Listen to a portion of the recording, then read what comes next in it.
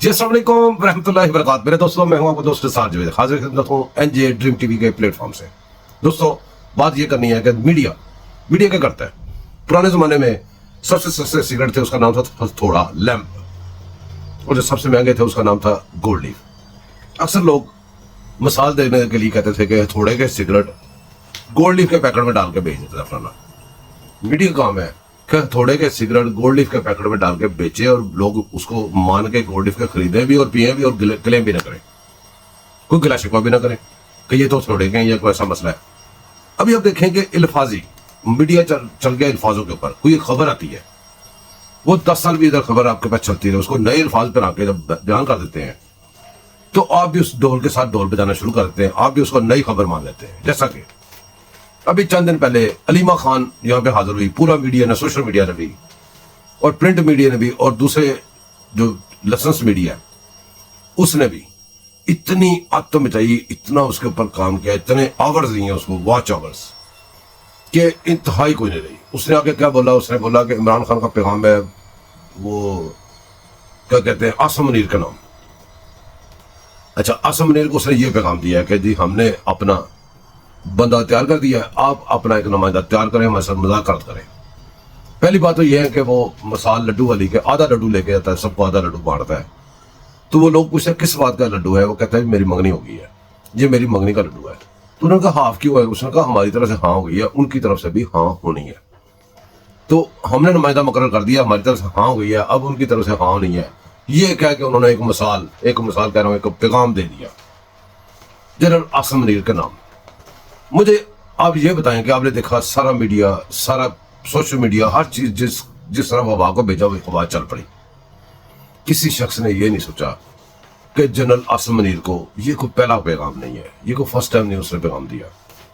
उसने तो ये तक कहा, वो भी तो जनरल आसम मुनीर को पैगाम था ना, कि जनरल आसम मुनीर बुशरा बीबी को छो गया तो मैं तुझे छोड़ूंगा नहीं। वो भी तो आसम मुनीर को पैगाम था ना, जिसमें इतनी बड़ी गालियां निकालता था और कहता था मैं तुम्हें छोड़ूंगा नहीं। वो भी तो इसका पैगाम था ना, जो हम इसके सोशल मीडिया की कंपेनिंग ट्रोलिंग के अंदर देखते रहे, वो भी इसी के पैगाम थे।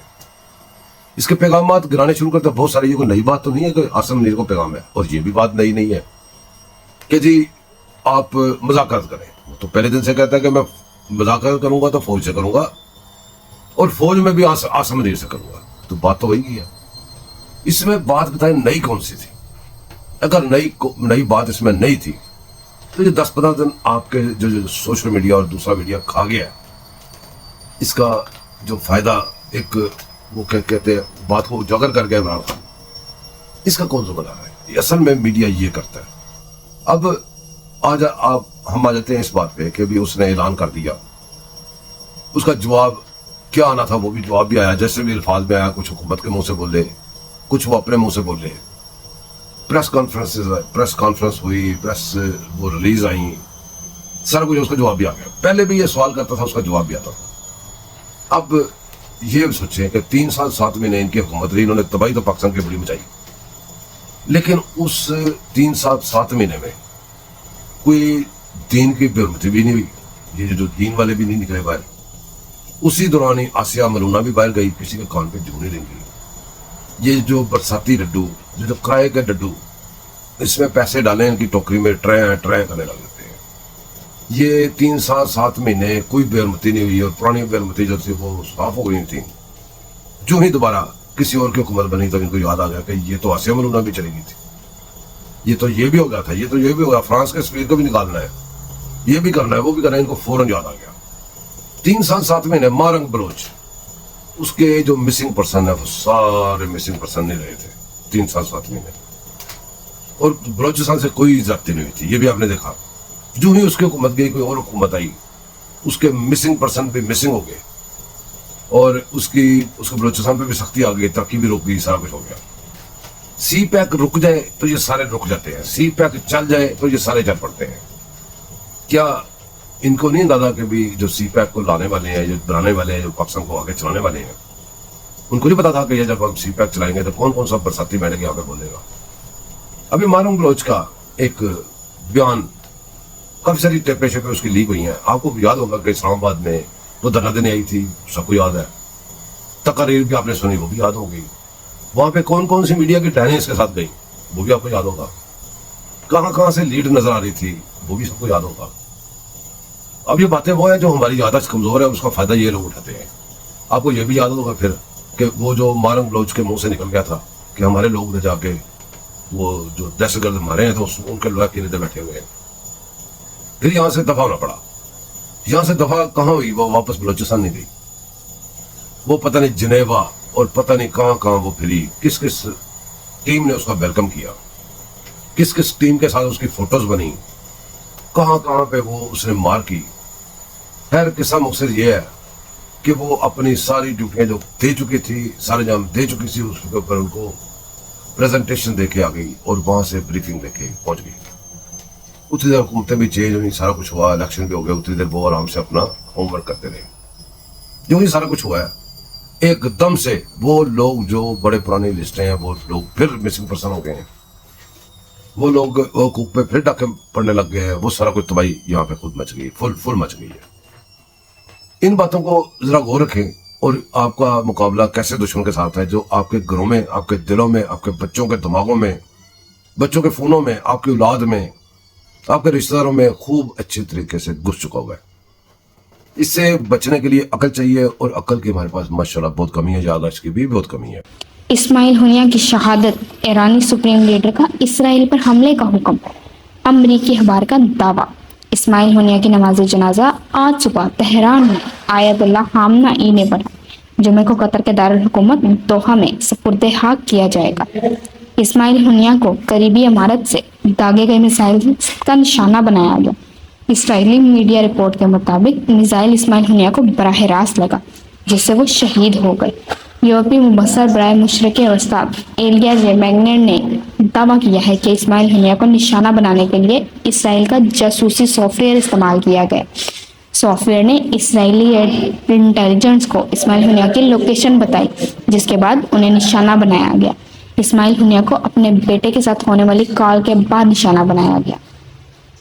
ابھی تصدیق نہیں کر سکتے کہ اسماعیل ہنیہ کی ہلاکت اسرائیل کا کام ہے یا نہیں. ترجمان امریکی قومی سلامتی جان کربی کا بیان، کشیدگی میں اضافہ، ناگزیر ہونے پر یقین نہیں رکھتے، کچھ نہیں کہہ سکتے کہ حماس رہنما کی شہادت کا مذاکرات پر کیا اثر ہوگا. امریکہ نے اپنے شہریوں کو لبنان کا سفر نہ کرنے کی ہدایت جاری کر دی. 2 امریکی اور 1 برطانوی ایئر لائن نے اسرائیل کے لیے پروازیں منسوخ کر دی. دہشت گردی پر اقوام متحدہ کی نئی رپورٹ جاری. پاکستان میں دہشت گردی کے خطرات میں اضافے کا انکشاف. پاکستان کو ٹی ٹی پی اور دیگر عسکریت پسندوں سے خطرہ ہے. U N report.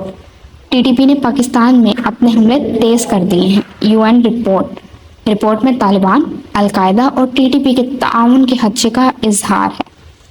پیٹرولیم مصنوعات کی قیمتوں میں کمی کا اعلان. آج سے پیٹرول کی قیمت 6 روپے 17 پیسے لیٹر کم ہوگی. ڈیزل کی قیمت میں 10 روپے 6 پیسے کی کمی. وزیر اعظم نے پیٹرولیم مصنوعات کی قیمتوں میں کمی کی منظوری دے دی. مٹی کے تیل کی قیمت میں 6 روپے 32 پیسے کی کمی. لائٹ ڈیزل میں 5 روپے 72 پیسے کی کمی. وزیر اعظم کی منظوری کے بعد وزارت خزانہ نے باضابطہ نوٹیفیکیشن جاری کر دیا. ملک کے مختلف شہروں میں حماس کے لیڈر اسماعیل ہنیہ کی غائبانہ نماز جنازہ ادا. راولپنڈی میں اسماعیل ہنیہ کی غائبانہ نماز جنازہ حافظ نعیم الرحمان نے پڑھائی. ان کا کہنا ہے کہ فلسطین کی تحریک اسماعیل ہنیہ کی شہادت سے نہیں رکے گی. مولانا فضل الرحمان کی اصلاحی جارحیت کے خلاف احتجاج کا اعلان. مشرق وسطیٰ کی صورتحال پر سلامتی کونسل کا اجلاس. چین، روس، الجزائر کی حماس سربراہ کے قتل کی مذمت. کشیدگی روکنے کے لیے کوششیں کرنے پر پرزور ہیں. ایرانی وزیر نے کہا ہے کہ تہران نے ہمیشہ تحمل کا مظاہرہ کیا ہے لیکن جواب دینے کا حق رکھتا ہے. سلامتی کونسل اسرائیلی حملے کی مذمت اور اس پر پابندیاں عائد کرے.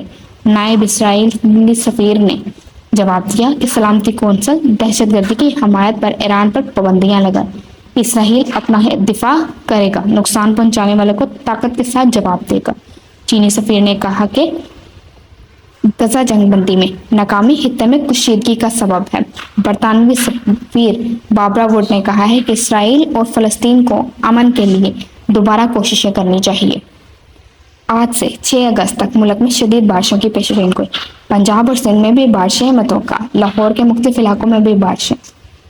वज़ीर आज़म का बिजली बिलों की अदायगी की तारीख में तोसी का ऐलान।